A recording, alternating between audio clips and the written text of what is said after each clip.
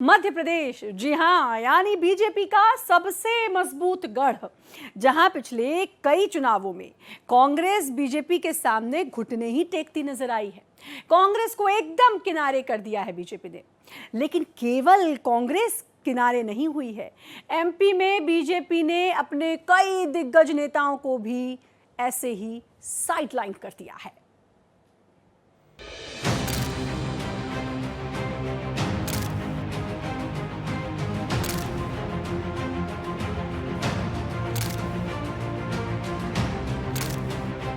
Madhya Pradesh BJP की राजनीति का किस्सा किसी लंबी वेब सीरीज की तरह है। हर सीजन में एक नया हीरो आता है और पुराने किरदार पता ही नहीं चलता कहां खो गए हैं। कभी प्रदेश के गृह मंत्री रहे और मुख्यमंत्री पद के भी दावेदार रहे नरोत्तम मिश्रा का मामला तो ताजा है। हम शुरुआत करते हैं 2003 से, जब बीजेपी ने कांग्रेस की 10 साल की सरकार को उखाड़ फेंका था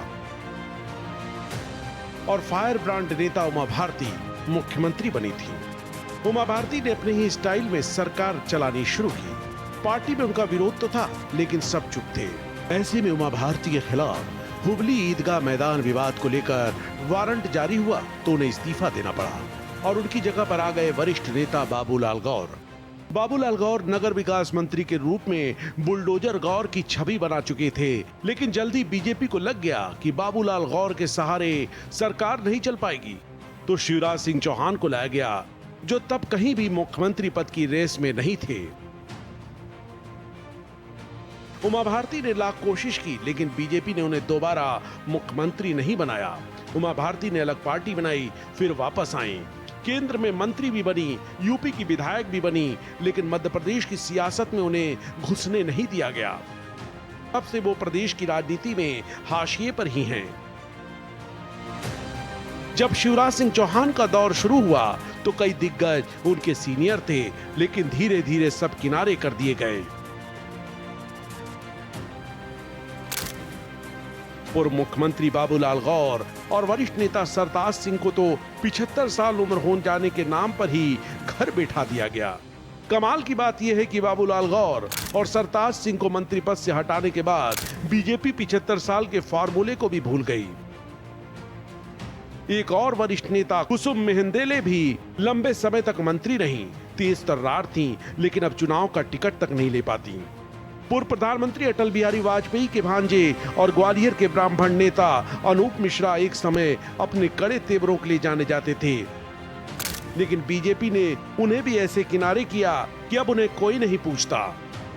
2023 के चुनाव में मुख्यमंत्री बनने का सपना लिए कई नेता विधानसभा चुनाव में उतरे और जीते भी, लेकिन मुख्यमंत्री की कुर्सी उनसे दूर ही रही।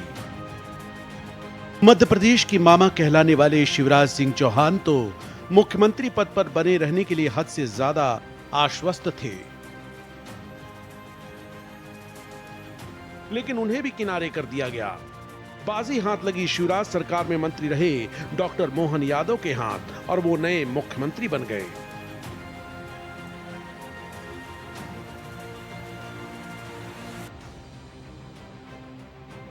पूर्व केंद्रीय मंत्री प्रहलाद पटेल को तो चुनाव प्रचार के दौरान उनके समर्थकों ने भावी मुख्यमंत्री के रूप में पेश किया, लेकिन अब वो महज कैबिनेट मंत्री हैं और एक तरह से हाशिए पर ही हैं।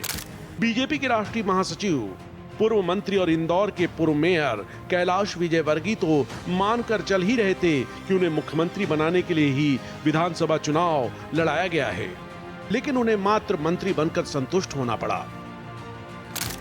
पूर्व प्रदेश अध्यक्ष राकेश सिंह भी कहीं न कहीं मुख्यमंत्री बनने का सपना सोचे थे, लेकिन अब महज एक मंत्रालय तक सीमित हैं। केंद्र में कई बड़े मंत्रालय संभाल चुके नरेंद्र सिंह तोमर के साथ तो और भी बुरा हुआ। उन्हें तो विधानसभा अध्यक्ष बनाकर दलगत और सत्ता की राजनीति से ही दूर कर दिया गया।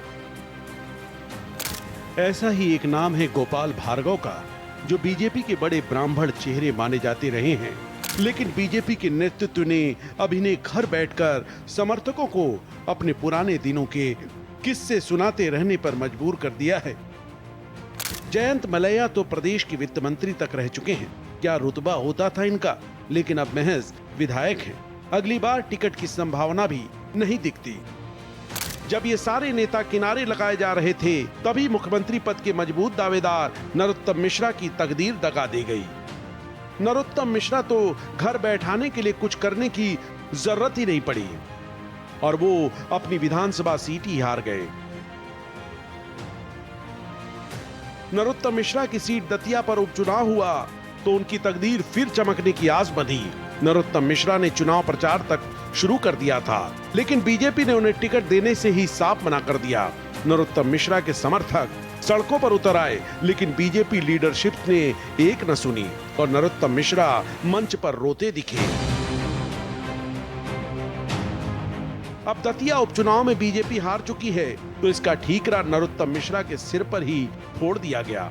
उनके समर्थकों पर पार्टी कार्रवाई कर रही है। हालात ये बने कि नरोत्तम मिश्रा खुद कह बैठे कि उनकी राजनीति का पटाक्षेप हो चुका है। ये सारे नाम वो हैं जिनकी एक समय मध्य प्रदेश में तूती बोलती थी, लेकिन अब किनारे किए जा चुके हैं और इनका भविष्य पार्टी हाईकमान पर ही निर्भर है। यही है मध्य प्रदेश की बीजेपी की सियासत, जहां कभी अर्श पर रहे नेता अब फर्श पर पड़े दिखते हैं और कुछ तो दिखते ही नहीं। भोपाल से अजय भटनागर, भारत एक्सप्रेस।